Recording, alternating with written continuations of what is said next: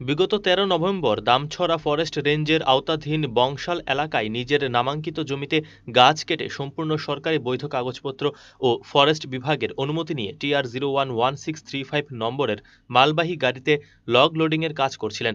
গাড়ির চালক সহ জমির মালিক বংশল এলাকার বাসিন্দা মৃত ভিজামণি রিয়াংয়ের স্ত্রী শ্রীমতী মাসলতি রিয়াং। শ্রমিকদের নিয়ে গাছের লগ লোডিংয়ের কাজ চলাকালীন সময়ে দুইজন ব্যক্তি নিজেকে সংবাদকর্মী পরিচয় দিয়ে গাছ লোডিংয়ের কাজে বাধা দেন। তাদের বক্তব্য ছিল জোথদার অবৈধভাবে গাছগুলি বিক্রি করছেন। TR011635 লরিটি অবৈধভাবে গাছ পরিবহন করছে। দুইজন ভুয়া সাংবাদিক কর্মরত শ্রমিকদের প্রায় ২-৩ ঘন্টা কাজে বাধা প্রদান করে এবং লরির মালিক থেকে অবৈধভাবে অর্থ দাবি করে বলে লরি মালিকের বক্তব্য। তৎসময় লরির মালিক সম্পূর্ণ বৈধ কাগজপত্র তাদের সামনে তুলে ধরলেও তারা সেগুলি দেখতে নারাজ ছিল। প্রায় ৩ ঘন্টা শ্রমিকদের কাজে বাধা প্রদান করে। অবশেষে দুইজন সাংবাদিক পরিচয়ধারী ব্যক্তি ঘটনাস্থল ত্যাগ করে।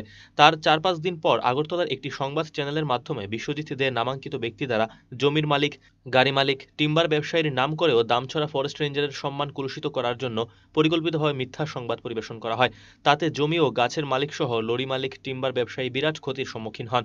পানিসাগর মহকুমার দামছড়া ফরেস্ট রেঞ্জার সম্মানহানি হয়। সম্পূর্ণ বৈধ কাগজপত্র এবং সরকারি অনুমোদন থাকার পরেও জমির মালিক ও লরি মালিকদের কাছ থেকে উক্ত সংবাদকর্মী দুই ব্যক্তি তোলাবাজি করার ধান্দায় লিপ্ত হয়েছিলেন। তাতে বিফল হয়ে সম্পূর্ণভাবে পরিকল্পিতভাবে মিথ্যা সংবাদ পরিবেশন করেন।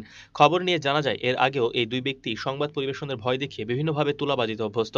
ঠিক সেইরূপ বিগত দিনে উপজাতি মহিলার জমি থেকে গাছ বিক্রি করার বৈধ কাগজপত্র থাকার পরেও মিথ্যা সংবাদ পরিবেশন করায় ক্ষতির সম্মুখীন হয়েছেন লরি মালিক এবং কাঠ ব্যবসায়ীগণ। উক্ত মিথ্যা সংবাদ পরিবেশনের সুবিচার চেয়ে জমির মালিক ও লরি মালিক সহ টিম্বার ব্যবসায়ীগণ নর্থ ডিস্ট্রিক্ট প্রেস ক্লাবের কাছে লিখিত অভিযোগ দায়ের করেন। সেই সাথে ধর্মনগর SDFOর কাছেও সুবিচার প্রার্থনা করেন। আপনার নাম কি? মাসলাতি বাড়ি কোন জায়গায়?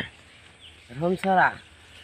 তো 13 তারিখ নভেম্বরের 13 তারিখ যে গাছ লোড হয়েছে এটা আপনার গাছ নেই? সরকারি কাগজ পড়ছে আমরা গাছ টাকা নাই দিকে কন্ট্রাক্টরের কাছে টাকা বিক্রি করছি পরে গাছটা টানি হয়েছে সাংবাদিকে গাছ লুটটা উঠাই দিচ্ছে নেটে।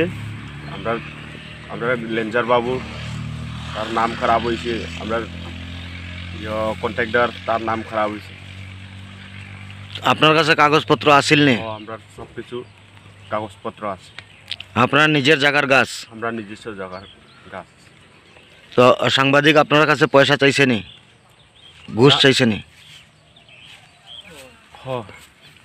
তো এখন আপনারা যে ভুল সংবাদ হয়েছে এটার ব্যাপারে আপনার নালিশ।